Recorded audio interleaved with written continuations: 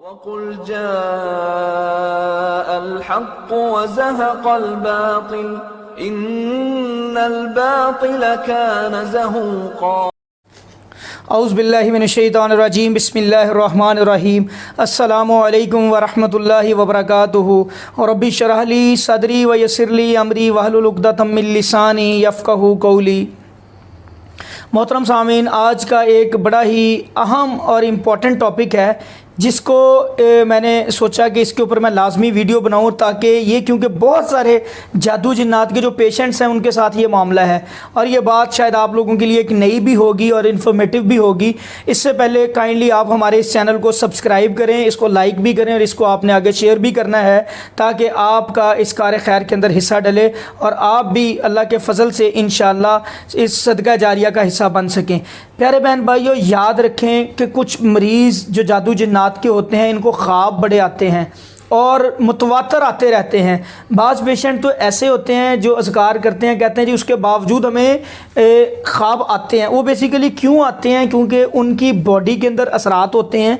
वो असरात जो देखें, आप अज़कार करते हैं ना, जो अज़कार हैं ये आपको बाहर से अटैक होने से बचाते हैं।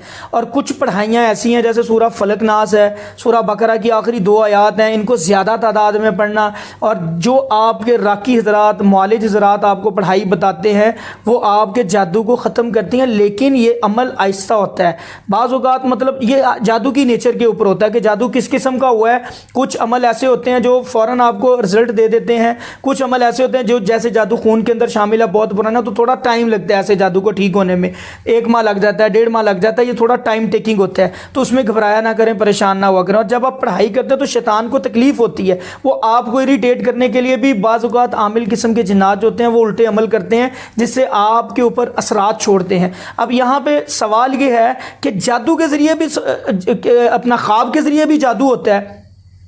और अक्सर लोग ऐसा बात करते हैं, हमारे साथ सवाल करते हैं कि रात मुझे ये ख्वाब आया, जब से ख्वाब आया तब से मेरी तबीयत ख़राब है और ऐसा लग रहा है जैसे कोई मेरे ऊपर नया अमल हुआ है। यहाँ पे 2 चीज़ें नोट कर लें प्यारे बहन भाइयों आप।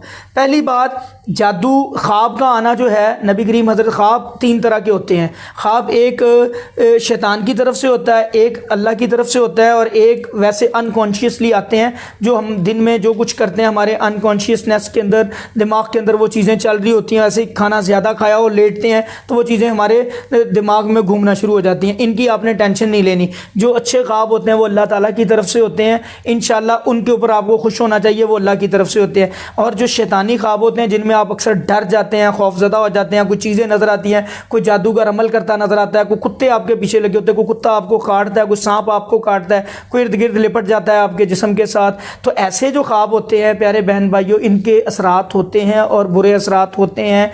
इनका देखें, जब नबी करीम हज़रत मोहम्मद सल्लल्लाहु अलैहि वसल्लम नमाज फ़जर पढ़ा लेते थे ना, तो सहाबा से ख्वाब सुनते थे कि तुम बताओ अपने अपने ख्वाब। सहाबा को भी ऐसे ख्वाब आते थे। ठीक है, शैतान तो हर एक के ऊपर, हर नेक इंसान के ऊपर इसने टुक टुक लगाई रखनी है प्यारे बहन भाइयों। जो नेक लोग हैं उनको परेशान करना है, इसका फ़र्ज़ है, इसने करना ही करना है ये अमल। और हमने इंशाअल्लाह बचना है अल्लाह के फ़ज़ल से, अल्लाह की तौफीक से, अल्लाह के ऊपर ईमान रख के, अल्लाह के ऊपर अकीदा रख के, अल्लाह के नबी करीम सल्लल्लाहु अलैहि वसल्लम के बताए हुए तरीक़ों के ऊपर अमल करके हमने इंशाअल्लाह इसका मुकाबला करना है। इसमें डरना नहीं है, घबराना नहीं है, क्योंकि ये हमसे डरता है, तौहीद परस्त बंदों से ये डरता है, अल्लाह की सुन्नत, नबी करीम सल्लल्लाहु अलैहि वसल्लम की सुन्नत पर अमल करने वाले लोगों से ये डरता है, खौफ खाता है। इनके ऊपर इसका जोर नहीं चलता, घबराना नहीं है यहाँ पे। अब सहाबा क्या कहते हैं, नबी करीम सल्लल्लाहु अलैहि वसल्लम उनके ख्वाब सुनते थे और उनकी तबीरात बताते थे। सहाबा कहते हैं जब नबी करीम सल्लल्लाहु अलैहि वसल्लम ने हमें ख्वाब का असर, बुरे ख्वाबों का असर ज़ाया करने का तरीका बतलाया ना, उस दिन से हमने कभी टेंशन नहीं ली। हमें जैसा बुरा ख्वाब जब आना, हम उसका असर ज़ाहिल करते थे और उसके ऊपर इत्मीनान हो जाता था हमें कि अब ये ख्वाब हमें नुकसान नहीं दे सकता। क्योंकि बुरे ख्वाब जो होते हैं प्यारे बहन भाइयों, उलमा के नज़दीक इसका असर 40 साल से भी ज़्यादा इंसान के ऊपर रहता है। इसका असर बाज़ उलमा कहते हैं कि पूरी ज़िंदगी रहता है इनका असर।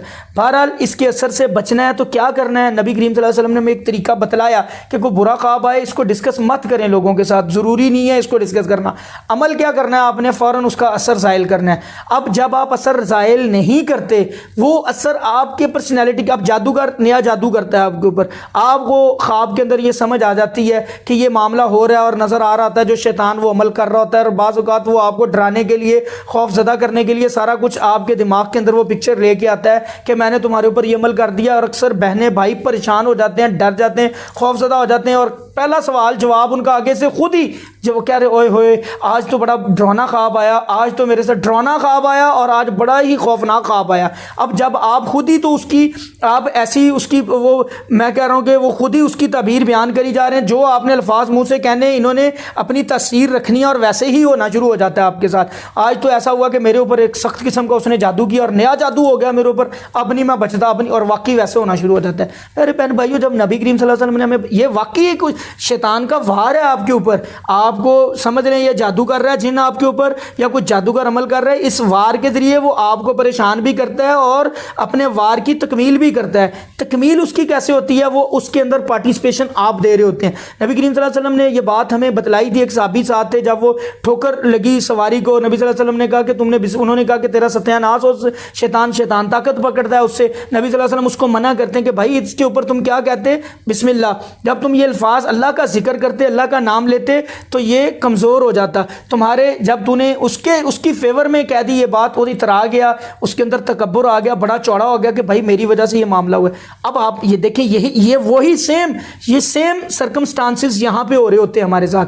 अब एक अमल वो करता है आपको डराने के लिए, खौफजदा करने के लिए, और आपको अपने अमल को ताकत दें। देखिए आप रात को पढ़ाई करके सोते हैं, अज़कार करके सोते हैं, और माशाल्लाह आप वैसे भी जादू को ख़त्म करने वाली पढ़ाई भी कर रहे होते हैं। उसके बावजूद जब वो रात को ख्वाब आपको आता है ना, सुबह को आप उस ख्वाब की खुद ही ताबीर करते हैं, यार बड़ा बुरा ख्वाब आया, या किसी से आज बड़ा बुरा ख्वाब। आप उसको बुरा क्यों कह रहे हो, आप उसका असर ज़ाहिर करो, बस छोड़ दो। साहबा क्या कह रहे हैं, साहबा कह रहे हैं कि हम इसको बॉदर नहीं करते थे, हम इसकी टेंशन नहीं लेते थे। जब नबी ने हमें यह बता दिया कि बुरे ख्वाब का असर कैसे ज़ाहिर करना है, आपने इस ख्वाब को बुरा भी नहीं कहना।